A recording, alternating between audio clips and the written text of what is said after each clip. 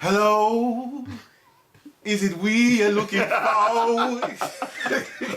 Greetings, one and all. This is Lloyd Brown. And, you know, I'm not tired of using this term. I've got a legend in my living room. The one and only Mr. Michael Gordon, formerly of the Investigators and still doing his own things for how many years now? 23 years. Oh man, make me sound like we're still in diapers, bro. Anyway, we had to make a cut, but it was important that we done so because I want to leave you guys on a cliffhanger. And in the last episode, it was basically talking about, you know, Investigators having a string of hits, airplay and otherwise, and also with the emergence of journalism and the Echoes magazine in particular, which I know will have a lot of resonance for a lot of artists of my generation and indeed Michael's generation. So at that time, you more or less had the seal of approval from journalists like Rodigan back in the day, you know, Mr. Rodigan, which is definitely a big deal. He was very instrumental in our early years, the formative years. Absolutely. And he liked our music, and it was genuine. Right. You know, from an English standpoint. Definitely. And, you know, so at that point it was kind of discussed in a review meeting, as it were, as to what was going to be the next single. So let's just recap what you released. You released the quintessential, as you call it. Yeah, the quintessential. Then it was How Could I Let You Get Away? Yeah. Then it was Turn Out the Lights. Yeah. And then it was Love Is What You Make It. Right. Which at the end of the day, man, it's like it was, you know, I mean, by today's standards, you know, barring a quintessential, but you know, you knocked out 3 solid efforts. Do you know what I mean? Right. You know, you knocked out 3 solid efforts, which still stands the test of time today. Yeah. So, based upon those 3, you know, he was more or less discussing what tune. Yeah, because Love Is What You Make It was strong. Yeah. It ended up being a strong song. Yeah. After it took, you know, some time to, like, you know, get on its bike, then it just like, we were selling that. Right. Yeah. So before it even stopped selling, Derek was like, right, what's the next tune? Okay. Because this is what we're talking about now. Right. So like I said in the last episode, you know, we had this this meeting about, you know, what songs to choose from, whatever, and none of the songs were working. Where before, you know, because that you got your thinking cap on now, and it's different. Yeah. Do you know what I mean? Where before it was just a tune, and if you tune someone, all right, let's do it. Now it's a question of like, you know, we want a repeat performance and better. Yeah. Because you realize something like, well, I know, innit? Yeah. You know what I'm saying? So it's important, you know. Yeah. You don't want to slip up now. Yeah. Right. So which was really good.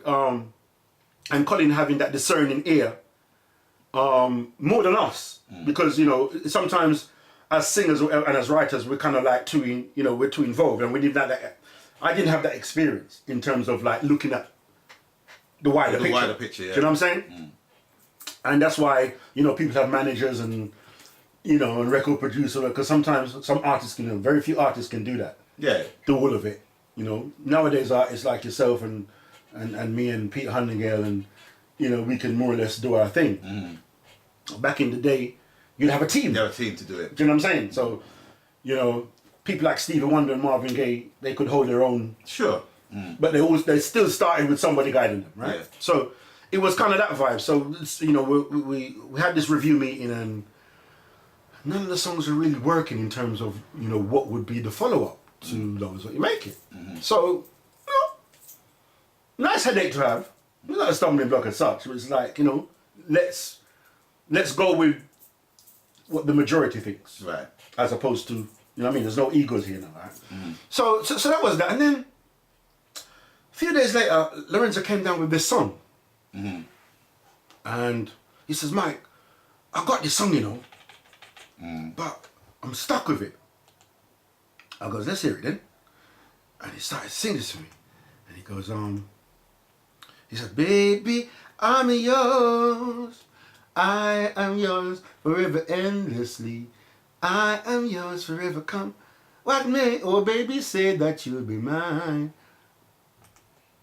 And I think he had the second part as well. Baby, I'm yours, I'll enjoy in everything you do. I'm not sure. But at some point he was stuck. He goes, that's all I got. Let me stick a pin right there. Right. You know, there's a moment. Right? I'm I'm not even talking to you right about now. I'm talking to people. I ain't responsible. I'm talking to people that's gonna know exactly what I talk about. Right? When you listen to that tune, right? First of all, I was kind of mistaken because I thought you sang the tune, but you just sounded different. And I think a lot of people. Everybody thought that, and you have to understand. Back in the day, it's not like now where you've got social media and people know what's going on. Yeah. So people just hear a tune. So when we disbanded and I'd do interviews and stuff like that, and I became a solo artist, I explained it straight away to people. Some people are going, no, I like that. And I said, yeah, because I wasn't up there. I'm not going to own something that's not mine. Exactly. Because we've got integrity. We don't do that. Yeah. So for some people who had a more discerning ear, knew that it wasn't me. Yeah. But the majority of the people thought it was me. Yeah. And I clarified it. I definitely was one of those people, Right. but I just thought that you was just doing something with your voice. Wow. But here's another thing, right? Which kind of it was so, what's the word? It was subliminal, Right. but it done what it was supposed to do. Which was what? Okay, I'm gonna tell you, right? When you hear "Baby I'm Yours," right? When Lorenzo sings the second part of "Baby I'm Yours," how the second part goes? Are you talking about the bridge or the second half of the first verse? The second half of the first verse. Baby, I'm yours. I'll enjoy in everything that you do. Stop right there. In between "Baby I'm Yours" Right. and "I'll enjoy in everything you do," there's a small matter of some harmonies in there, Right. and the harmonies goes, oh. Right. Whenever I hear that, Okay. woman's under pressure. It's like, baby, I'm yours. Here we go. Oh my word. I enjoy. And then when I hear, oh, it's like, oh. You see, and that was the first. That was when we really started to listen to production. Exactly. And Because the harmonies didn't come first. So it came. right, and that's the point I'm basically making. Right, it was like, when I heard those harmonies right there, Right. it's very small, just very small, but it very subtle, I might say. Yeah. But very effective. It was like, okay. It's like the moment that you had with Heatwave Right. was the moment I had Wow. with that tune. Right. It was the harmonies I heard on that tune that made me realize, because with other lovers rock artists of the day, there weren't harmonies. Right. Right, because I was listening to Janet, Sylvia, Marie Pierre. Right. I think the only act that had the harmonies blanket was Matumbi for me. Mm-hmm. But because they covered so many different genres, it was kind of hard. It was kind of hard to kind of keep a hold of them. You know what I'm saying? Mentally. Right. But when I heard "Baby I'm Yours" and I heard those harmonies, it was like that held me. Right. That held me, and it was like, okay, yeah, I want my vocals to sound as sweet as that. That was my clumsy interpretation of Johnny Wilder's voice. That influence. See, You know what I'm saying? So he came to me with this song. I says, that sounds right. So I took it away. Yeah. Because I just don't write on the spot. Yeah. It's confusing me. And I came back with it and I recorded it on a cassette, whatever. Yeah. Played it and I finished the song. And I remember I went into the rehearsal room because them days I was walking up and down the street, innit? Yeah. So music was my thing. See. Music kept me off the street. Yeah. So I remember I went in and then my brain was like a sponge back in them days. Yeah. So I would hear a bass line in my head. Yeah. And I used to mess about with the bass as well. Yeah. Can't read music, never did. But pick the notes on the bass. Yeah. And for some reason I would retain it. Because I had no other way of recording it at the time. It wasn't that sophisticated at all. So I just used to keep the bass line in my head. So let me stick a pin. So when Lorenzo brought the tune to you, Right. it was just the song. It was just a raw song. That's it. It was just like 2 verses. All right. So He basically, I think the first and the second verse. You know where you go, Yeah. Yeah, that and that is it. So the whole doom doom doom doom. I did all of that. Let's just hear some of that, ladies and gentlemen. Let's just hear some of that.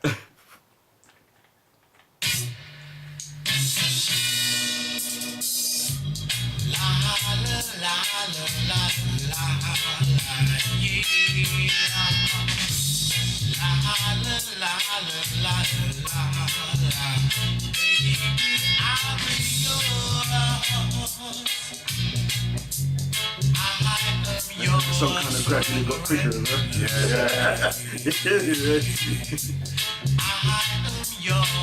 As long as you weren't playing to click. No. Right. Live thing, man. You hear that little drop there? Yeah. You don't notice at the time, but like over the years. This is my part here.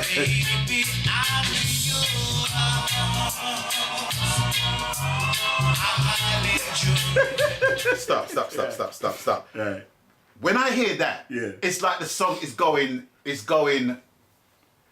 into the ether right about now. And I think with that connected with me on such a level where it wasn't just the song and the music. Right. Do you know what I mean? Yeah. And it's like you said, it's like everything basically plays its part, but there's certain elements of the song that would take it completely to another level. And I think subconsciously people can identify with that. Even if it just make you want to rub a little tighter, a little harder to that part of the tune.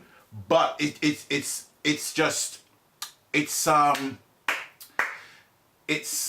what's the word? It's indicative. It's indicative of where Lovers Rock was basically going. Right. From a standpoint of vocals and how the vocals were basically laid, as opposed to just a solo voice on a piece of music. Well, and the development of the music as a genre. That song was significant for me as a writer and as like post production, if you like. Yeah.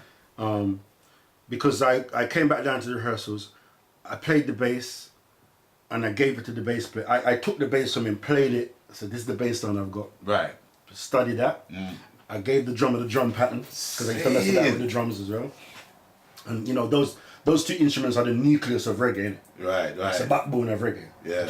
And another significant thing about that song is that I started to listen to Earth, Wind and Fire. Yeah. So I had the vocals from Heatwave and Johnny Wilder. Okay. And then I was listening, and her Earth, Wind and Fire, Morris White blew me away. Rest in peace. I said, how the hell does he do it? How do you play like that? It's not possible. They're on drugs. But they're on good drugs. Yeah. Nice drugs. Not rubbish. And the horns like that. No, it's not possible. They're not human. So we only hear da. That's my clumsy, primitive way of introducing Earth, Wind and Fire. Because no other tunes had them breakdowns before. Right. And I brought that into the tune. So when I said, guys, I hear da, and man questioned it for a bit, right? Not for long. And it goes, but whenever I hear that in on the tune, I said, yeah, we'll put it in a full tune because we want to sound different, innit? Right. And then it comes back again. Right.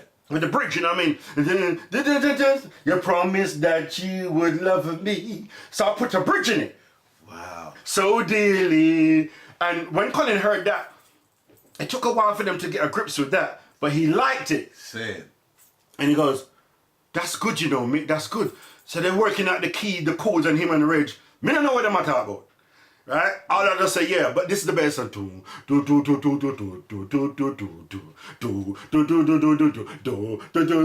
Yeah. And he comes to this, and Colin says, yeah, that work, you know. Yeah, that's working. That's different, man. That's different. Yeah. And that's like that. So I introduced Earth, Wind and Fire in my thing, the breakdown, but as clumsy as it sounds there, but that's what it was about. It was a very multi-layered tune in every aspect. I mean, even with the other harmonies, ooh, yeah. It's like it was just amazing to listen to, man. But listening to you saying that, which, you know, I'm humbly flattered. But we had so much trouble with that tune. Wow. Because I'm hearing things in that, that I'm hearing from other people that I want to introduce into that tune. Yeah. And I can only introduce bits of it. but it just don't sound right to me. And if you listen to the bridge harmonies, they're off key. And we recorded this thing. This was going on for about 3 months, different sessions, and we just could not get those bloody harmonies right in the way I wanted them, because they're still off key, right? And the problem is that you were so dearly about the harmonies build, and we go off key. And Derek looked at me the last session. He goes, "That's it. We're not doing it no more. We're putting out the tune." And everybody said, "No, because you know what I mean? Yeah. Because it's more you're thinking about. He's just thinking from a business point of view. Yeah. He said, "I'm not spending no more money upon this tune. This tune is good enough. It's a follow-up. It's a great song. I mean, I don't know where I'm here, but it'll come out." I was like, "This guy's nuts, man. Everybody vexed." You know what I mean? Well, let me stick a pin before we close this chapter, right? What you are saying, I completely overs. But what your manager was basically saying, I completely overs that as well. I get it now. Yeah. We get it now. But at the time it was like, no. Because if you listen, and I made this point in another video, if you listen to a Studio One tune, any particular Studio One tune, there's some instances where the tune is not played right. Of course. The bass is not basically playing to the correct key. Yeah. But it sounds good.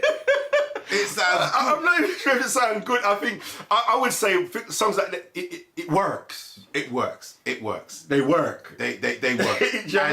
and Baby I'm Yours definitely work. But we want to get back into the response for that stonker of a hit in the next episode. So people, stay tuned, stay blessed. We're gone. Peace and out.